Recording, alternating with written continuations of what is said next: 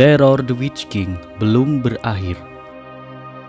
Seperti yang telah kita bahas dalam video sebelumnya, setelah menguasai Rudaur dan Cardolan, Raja Penyihir melanjutkan serangannya dengan mengepung Fornos, ibu kota Arthedain, yang akan mengawali pertempuran panjang Arthedain dan Angmar selama 600 tahun. Di tengah-tengah teror dan konflik yang ditimbulkan oleh sang Raja Penyihir inilah para hobbit muncul di Middle-earth. Mungkin sulit membayangkan para hobbit harus mengatasi kesulitan ini. Namun kita tidak boleh meremehkan tekad mereka untuk bertahan dan bertahan hidup. Karena setiap kali hobbit menghadapi cobaan berat, mereka bangkit untuk kesempatan itu, dan mereka akan berhasil menyesuaikan diri dengan menemukan rumah baru yang aman dari kejahatan di Middle-earth. Selamat datang di istana kita. Hari ini kita akan membahas kemunculan hobbit dan sejarah Shire. Dahulu kala, sebelum akhirnya para hobbit dapat menikmati kedamaian dan kebahagiaan di Shire, para hobbit harus mengalami banyak kesengsaraan dan rintangan yang harus mereka lalui. Dalam episode ini, kita telah merangkum perjalanan mereka yang penuh rintangan, sebelum akhirnya mendapatkan tempat tinggal mereka yang kita kenal dengan Shire. Jadi, meskipun hobbit dan manusia terlihat sangat berbeda, mereka sebenarnya memiliki asal-usul yang sama dengan manusia. Karena hobbit adalah cabang unik dari manusia yang perlahan-lahan berevolusi menjadi bentuk pendek. Tampaknya para hobbit sudah ada pada akhir zaman pertama. Karena Tolkien memberitahu kita bahwa awal mula para hobbit terletak jauh di masa lalu yang sekarang hilang dan terlupakan. Dan ada beberapa petunjuk seperti apa kehidupan mereka di zaman kuno. Menurut Tolkien, ada masa ketika para hobbit adalah orang-orang biadab dan mereka menjalani kehidupan primitif. Meskipun setelah mereka mulai bergaul dengan faksi lain, perlahan-lahan mereka mulai berubah. Karena melalui hubungan ini, para hobbit memeluk adat dan seni baru, dan mereka menjadi manusia yang lebih beradab. Sejauh ini, pengaruh besar dalam perkembangan mereka adalah manusia.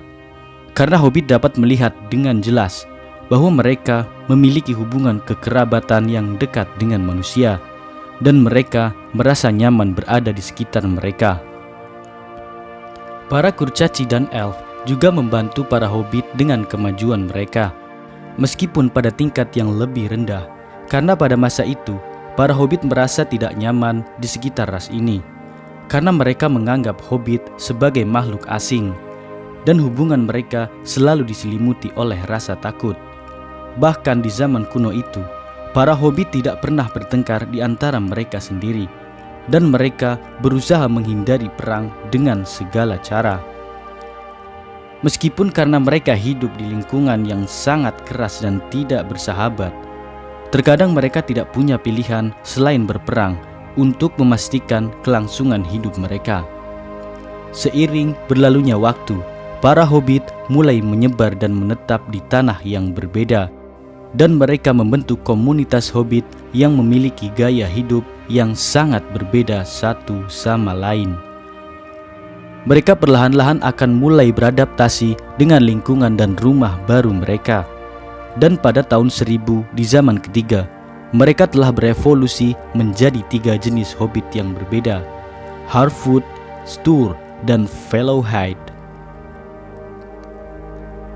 Harfoot sejauh ini merupakan yang paling banyak, dan mereka juga tipe hobbit terpendek, dan kulit mereka lebih gelap daripada klan lain. Hobbit ini menyukai dataran tinggi dan lereng bukit, dan mereka melihat lubang dan terowongan sebagai tipe rumah yang sempurna. Jadi, tidak mengherankan jika para hobbit ini memilih menetap di kaki bukit pegunungan berkabut. Karena mereka tinggal di pegunungan berkabut, para hobbit ini sering bertemu dengan para kurcaci yang tinggal di dekatnya, atau yang berpergian melintasi pegunungan melalui celah tinggi. Dan dari pertemuan ini lahirlah hubungan perdagangan yang menarik antara kedua faksi ini. Klan Hobbit kedua adalah Stur. Mereka bertubuh kokoh dengan bahu lebar, dan mereka merupakan satu-satunya jenis Hobbit yang dapat menumbuhkan janggut. Hobbit ini menyukai dataran dan tepi sungai, jadi mereka memilih untuk menetap di dekat tepi sungai besar Anduin. Mereka juga tidak terlalu pemalu terhadap manusia dibandingkan kerabat mereka yang lain. Klan Hobbit terakhir adalah Fellowhide, dan mereka dikatakan memiliki kulit putih dan rambut pirang. Mereka juga lebih tinggi dan lebih ramping dibandingkan klan lainnya. Dan dari 3 kelompok Hobbit, mereka merupakan klan yang paling sedikit jumlahnya. Mereka lebih suka berburu makanan daripada bertani. Para Hobbit ini sangat menyukai pohon dan hutan, dan banyak dari mereka akan memilih untuk menetap di Greenwood yang agung atau dekat dengan perbatasannya.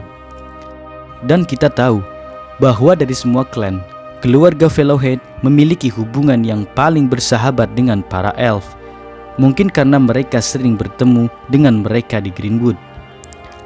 Hobbit ini juga cukup berani dan suka berpetualang, dan karena sifat mereka, mereka sering menjadi pemimpin dan kepala suku Hobbit setelah ketiga klan bergabung menjadi satu. Nyatanya, banyak keluarga terbesar dan terpenting di Shire seperti Tug dan Master of Buckland memiliki keturunan Fellowhide yang sangat kuat. Sekarang, meskipun semua klan Hobbit ini memiliki tanah mereka sendiri yang berbeda-beda, mereka semua tampaknya tinggal di wilayah umum lembah-lembah Anduin di utara. Dan wilayah ini juga merupakan rumah bagi orang utara, nenek moyang bangsa Rohirrim. Orang-orang ini memiliki hubungan dekat dengan kaum Hobbit, dan tampaknya faksi-faksi ini berkembang bersama. Karena bentuk paling kuno dari bahasa Hobbit adalah sebenarnya sangat mirip dengan bahasa Rohan. Para Hobbit bahkan akan menjadi bagian dari cerita rakyat orang-orang ini yang diturunkan dari generasi ke generasi, dan cerita ini masih dibagikan di kalangan para Rohirrim menjelang akhir zaman ketiga. Untuk sementara, sepertinya para Hobbit telah menemukan rumah yang sempurna karena mereka bahagia dan nyaman di tanah mereka. Dan mereka telah membangun hubungan baik dengan orang-orang yang tinggal di dekatnya. Namun sayangnya, kebahagiaan ini tidak bertahan lama. Karena kejahatan kuno yang mengerikan yang dikenal sebagai Necromancer telah menyusup ke hutan Greenwood yang agung. Dan dia mulai memanggil para pelayannya ke tanah ini, sehingga bayangan berlahan akan memakan hutan yang dahulunya indah ini, dan menjadi tempat berbahaya yang dikenal sebagai Mirkwood. Kejahatan baru ini sebenarnya adalah Sauron yang menyamar, dan banyak para pelayannya yang jahat menjawab panggilannya, termasuk sekelompok orang yang dikenal sebagai Easterling yang menetap di hutan Mirkwood. Jelas bahwa orang-orang ini tidak mencari kedamaian, tetapi sebaliknya mereka berencana untuk menginvasi tanah terdekat, dan para Hobbit tahu bahwa hanya masalah waktu sebelum tanah dan nyawa mereka benar-benar terancam. Harfoot adalah klan pertama yang bertindak dalam hal ini. Pada tahun 1050 dari zaman ketiga, mereka melakukan perjalanan besar melintasi pegunungan berkabut untuk mencapai tanah Eriador. Dan mereka membangun banyak desa kecil di tanah ini, yang bahkan sampai ke Weathertop. Para Hobbit ini disebut Perianath atau Halfling oleh Dunedain dari Arnor. Butuh waktu 100 tahun lagi sebelum keluarga Stur dan Fellowhide memutuskan untuk mengikuti kerabat mereka ke barat. Dan kedua klan ini akan mengambil jalan yang berbeda untuk mencapai tanah baru mereka. Karena Fellowhead telah memutuskan untuk menyeberangi pegunungan ke utara Rivendell sebelum mengikuti sungai Horwell, dan mereka akhirnya sampai dan diintegrasikan ke dalam pemukiman Harfoot. Sementara klan Stur telah melintasi pegunungan ini melalui celah tinggi, dan mereka kemudian melakukan perjalanan ke selatan dengan mengikuti sungai Bruinen. Sampai mereka mencapai daerah di mana kedua sungai ini bertemu satu sama lain. Tanah ini dikenal sebagai Engel atau sudut, dan banyak dari kaum Stur memutuskan untuk menetap di sini. Meskipun beberapa dari mereka akan melakukan perjalanan lebih jauh ke selatan, dan mereka menempati tanah antara Tarbat dan perbatasan Dunland. Kemungkinan besar bahwa tanah ini mengingatkan klan Stur akan tanah air lama mereka, karena ini juga merupakan tanah datar yang dekat dengan sungai, sehingga secara alami akan menarik bagi mereka. Meskipun para hobbit telah menemukan rumah baru di barat, mereka tidak akan berhasil melarikan diri dari kejahatan yang tumbuh di Middle-earth. Karena pada tahun 1300 di zaman ketiga, ancaman baru muncul di utara.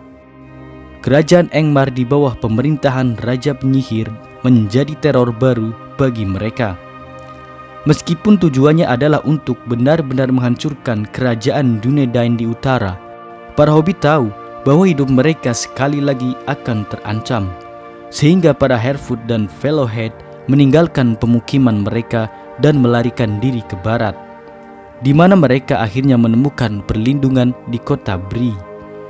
Mereka akan menemukan bahwa orang-orang di negeri ini sangat ramah, dan mereka dengan mudah menerima para hobbit, dan seiring waktu, persahabatan yang kuat akan tumbuh di antara mereka. Para hobbit juga tampaknya suka tinggal di antara orang-orang yang ramah ini, karena mereka menghargai bahwa orang-orang ini jauh lebih kuat daripada mereka, dan mereka dapat melindungi mereka dari banyak musuh berbahaya yang mengintai di luar, atau bahkan orang-orang jahat di sekitar mereka. Invasi Angmar yang akan datang juga merupakan ancaman bagi para Stur yang tinggal di Engel, dan para hobbit ini pada akhirnya akan terbagi. Sebagian klan Stur memutuskan untuk melakukan perjalanan ke barat dan bergabung dengan klan yang lain di Bree. Sementara yang lain, kesempatan terbaik mereka untuk melarikan diri dari kejahatan ini adalah melakukan perjalanan ke selatan dan melewati pegunungan berkabut, sehingga mereka bisa kembali ke tanah lama mereka di dekat Gladden Fields. Para Stur yang kembali ke rumah lama mereka ini akan kembali ke gaya hidup yang lebih liar dan primitif dibandingkan dengan hobbit lainnya, karena mereka akan mulai hidup dalam komunitas kecil dan menyusut, sementara kerabat mereka yang lain di barat akan mengembangkan masyarakat kohesif yang kuat. Mereka juga akan kehilangan semua kontak dengan hobbit yang tinggal di Eriador, dan kita tahu bahwa Gollum sebenarnya adalah keturunan kaum Stur ini. Sayangnya, tampaknya komunitas Stur yang dibangun di Gladden Fields ini pada akhirnya akan mati atau ditinggalkan. Karena kita tahu bahwa tidak satu pun dari komunitas ini yang tersisa pada saat Gandalf menjadi curiga terhadap cincin utama Sauron. Pada tahun 1601 di zaman ketiga, ada dua bersaudara dari Fellowhead dari Bree yang bernama Mako dan Blanco yang ingin memimpin sekelompok hobbit ke barat, melewati sungai Brandywine sehingga mereka bisa menetap di tanah baru tersebut. Tanah ini milik Raja Argeleb II, penguasa Dunedain dari utara, dan pernah digunakan sebagai tempat berburu, taman kerajaan, dan tanah pertanian yang kaya. Namun, selama bertahun-tahun, tanah ini menjadi tidak terurus dan mereka jatuh ke hutan belantara. Dan ketika para hobbit mengajukan permintaan mereka kepada raja, dia melihat sebagai kesempatan yang baik, karena sang raja tahu bahwa para hobbit terampil dalam seni bercocok tanam dan bertani, dan mereka akan dapat merawat tanahnya dan memperkayanya. Kemudian sang raja memberikan izin kepada para hobbit untuk menetap di tanah ini, selama mereka menyetujui beberapa persyaratan. Mereka harus menjadi rakyatnya dan mengikuti hukum di negerinya, dan mereka juga harus menjaga dan merawat jembatan sungai Brandywine dan memperbaikinya setiap saat. Para hobbit merasa bahwa istilah ini terdengar adil dan mereka menerima tawaran sang raja. Dan ketika mereka akhirnya menyeberangi sungai Brandywine, mereka langsung jatuh cinta dengan tanah baru mereka yang mereka sebut Shire. Dan mereka menganggap momen ini sebagai awal kalender mereka, perhitungan Shire.